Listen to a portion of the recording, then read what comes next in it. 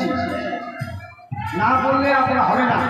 মহাপ্রভু সন্ধ্যা আরতি হচ্ছে যে কলিযুগের ভগবান, তার সন্ধ্যাকালে একটু উলু দিতে পারেন না আপনারা।